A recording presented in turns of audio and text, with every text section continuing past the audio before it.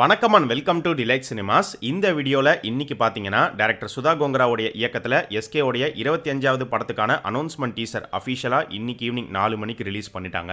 So Ravi மோகன், SK, Atharva, Sreeleela இவங்க எல்லாரும் சேர்ந்து நடிக்கிற இந்த படத்துக்கு பராசக்தி அப்படிங்கிறதான் டைட்டிலாக வச்சிருக்காங்க. பராசக்தி டைட்டில் யாருடைய டைட்டிலுங்கிறது உங்களுக்கு நல்லாவே தெரியும். சிவாஜி கணேசனுடைய முதல் படத்தோடைய டைட்டில். அந்த டைட்டில் இப்போ எஸ்கே உடைய 25வது படத்துக்கு அமைஞ்சிருக்கு. இந்த டைட்டில் இந்த படத்துக்கு வைக்கிறதுக்கான காரணம் என்னவா இருக்கலாம் அப்படின்னு பார்த்தீங்கன்னா, இப்போ அனௌன்ஸ்மெண்ட் டீசர் எல்லாரும் பார்த்துருப்பீங்க. இந்த அனௌன்ஸ்மெண்ட் டீசரில் மெயினாக இந்த படம் யாரை பேஸ் பண்ணி இருக்க போகுது அப்படிங்கிறது தெளிவாகவே தெரிஞ்சிருக்கும். ஸ்டூடெண்ட்ஸை பேஸ் பண்ண ஒரு ஃபிலிம், ஸ்டூடெண்ட்ஸோடைய போராட்டத்தை பேஸ் பண்ண ஒரு படமாக தான் இந்த படம் வந்து உருவாக போகுது.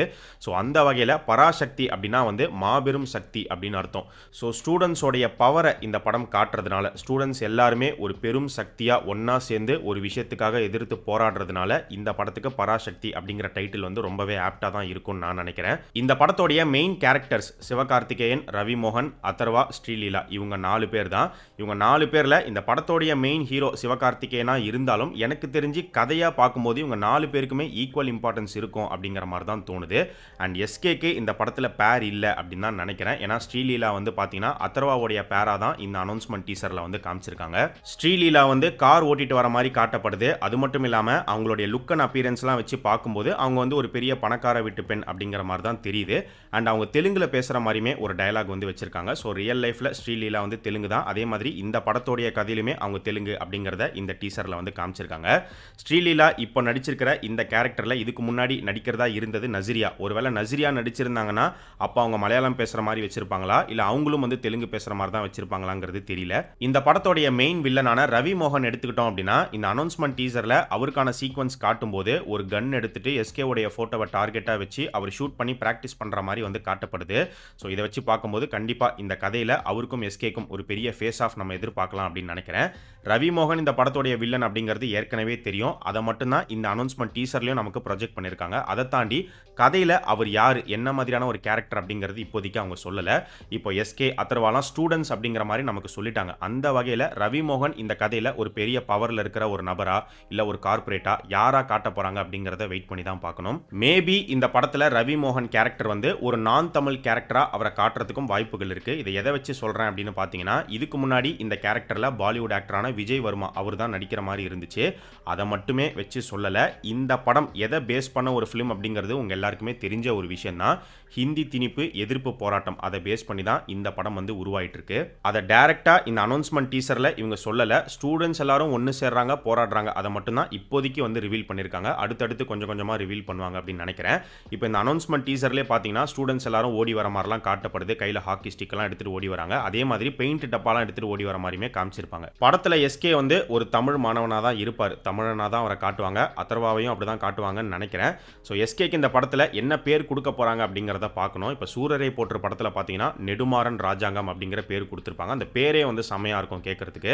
ஸோ அந்த மாதிரி ஒரு ஸ்ட்ராங்கான, ஒரு பவர்ஃபுல்லான ஒரு பேர் இந்த படத்தில் எஸ்கேக்கு கொடுப்பாங்க அப்படின்னு நினைக்கிறேன்.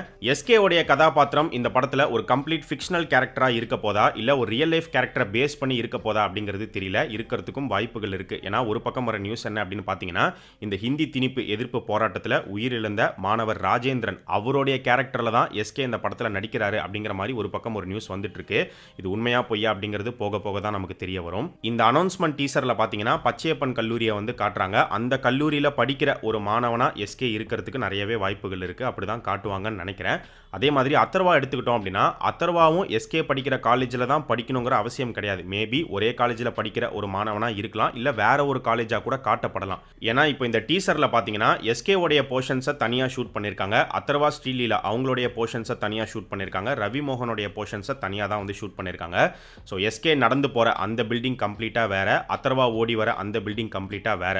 மெயினாக அதர்வா வந்து பார்த்தீங்கன்னா அவருடைய காலேஜை வந்து காட்டப்படலை. ஹாஸ்டல்லேருந்து அவர் வந்து அவருடைய ஃப்ரெண்ட்ஸ் எல்லா பசங்களையும் கூட்டிட்டு கீழே ஓடி வர மாதிரி தான் வந்து காமிச்சிருக்காங்க. ஸோ இந்த ஹிந்தி திணிப்பு எதிர்ப்பு போராட்டம் அப்படிங்கிறது ஒரு காலேஜை சேர்ந்த ஸ்டூடெண்ட்ஸ் மட்டுமே போராடலை, பல காலேஜ் ஸ்டூடெண்ட்ஸ் வந்து ஒன்றா சேர்ந்து போராடினாங்க. ஸோ அதை காமிக்கிற விதமாக கூட எஸ்கே ஒரு காலேஜ், அதர்வா வேற ஒரு காலேஜ் அப்படிங்கிற மாதிரியும் காட்டுறதுக்கு வாய்ப்புகள் இருக்கு. இந்த பராசக்தி படம் வந்து சூரரை போற்று படத்தை எந்த பேட்டர்னில் கிரியேட் பண்ணாங்களோ அதே மாதிரி தான் இந்த படத்தையுமே உருவாக்குவாங்க அப்படின்னு நினைக்கிறேன். எந்த வகையில் சொல்கிறேன் அப்படின்னு பார்த்தீங்கன்னா, சூரரை போற்று படம் வந்து ஒரு ரியல் லைஃப் பர்சனை பேஸ் பண்ண ஒரு ஸ்டோரி. ஆனால் அதில் நிறைய ஃபிக்ஷனல் எலமெண்ட்ஸை கலந்து தான் அந்த படத்தை கிரியேட் பண்ணியிருப்பாங்க. சொல்லியிருப்பாங்க. ஸோ அதே மாதிரி தான் இந்த பராசக்தி படமும் உருவாக போகுது. இன்னைக்கு பார்த்தீங்கன்னா ஒரு கோஇன்சிடென்ஸ் ஒன்று கிரியேட் ஆயிருக்கு. இந்த கோஇன்சிடென்ஸ் ஒரு சின்ன கான்ட்ரவர்சியுமே கிளப்பி விட்டுருக்கு. என்ன கான்ட்ரவர்சி அப்படின்னு பார்க்கும்போது, இப்போ எஸ்கே உடைய 25வது படத்துக்கு பராசக்தி அப்படிங்கிற டைட்டில் வச்சிருக்காங்கிறது அஃபிஷியலாக கன்ஃபார்ம் ஆயிடுச்சு. பட் இதுதான் டைட்டில் அப்படிங்கிறது கொஞ்ச நாளைக்கு முன்னாடியே நம்ம எல்லாருக்குமே தெரியும். இன்னைக்கு காலையில் விஜய் ஆண்டனியோடைய 25வது படத்தை அஃபிஷியலாக அனௌன்ஸ்மெண்ட் பண்ணியிருந்தாங்க, 2 போஸ்டர் ரிலீஸ் பண்ணி.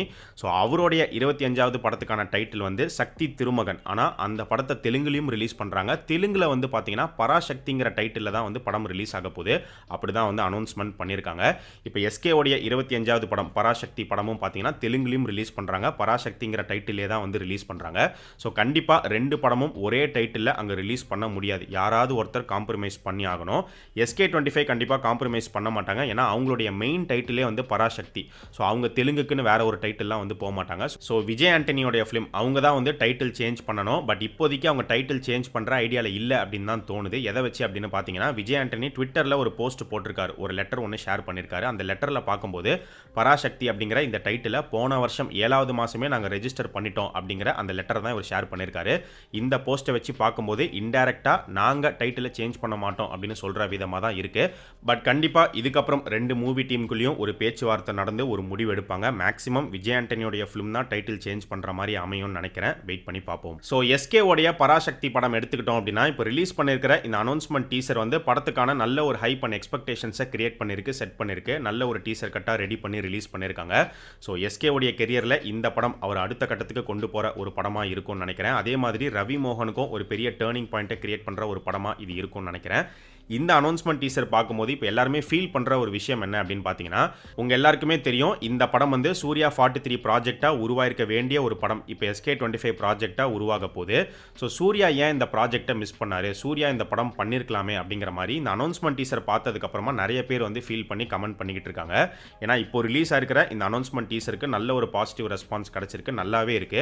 யோசிச்சு பாருங்க, சூர்யா, நசிரியா, துல்கர் சல்மான், விஜய் வர்மா இந்த காம்போல இந்த அனௌன்ஸ்மெண்ட் டீசர் வந்துருந்துச்சுன்னா வேற லெவல்ல இருந்திருக்கும்.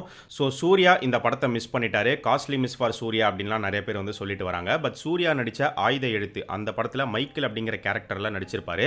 அந்த மைக்கேல் கேரக்டருடைய ஒரு சின்ன சாயல் வந்து இந்த பராசக்தி படத்தில் எஸ்கே உடைய கேரக்டர்ல வந்து இருக்கும் அப்படிங்கிற மாதிரி சொல்லப்படுது. இந்த நியூஸ் வந்து இப்போ வரல, சூர்யா இந்த படத்தில் நடிக்கிறதா இருந்த அந்த டைம்லேயே வந்த ஒரு நியூஸ் தான். ஏன்னா அந்த படத்துடைய டைரக்டர் மணிரத்னமுடைய ஏடியா தான் சுதா கோங்கராவும் இருந்தாங்க. ஸோ கண்டிப்பாக அந்த மைக்கேல் கேரக்டருடைய ஒரு சின்ன சாயல் பராசக்தியில் இருக்கிறதுக்கு நிறையவே வாய்ப்புகள் இருக்கு. ஸோ நீங்க இந்த பராசக்தி அனௌன்ஸ்மெண்ட் டீசரை பற்றியும் இந்த படத்தை பற்றியும் உங்களுடைய ஒப்பீனியன் என்ன அப்படிங்கிறத மறக்காம இந்த வீடியோடைய கமெண்ட் செக்ஷனில் சொல்லுங்க.